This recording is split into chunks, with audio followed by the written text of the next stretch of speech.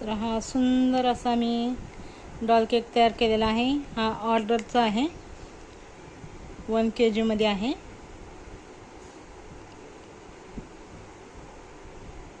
तर मी इथे paper doll वापरलेली आहे।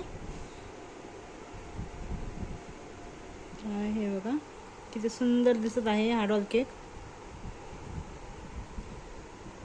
तर मी हे चारही बाजूने पूर्ण असे रोज काढलेले आहेत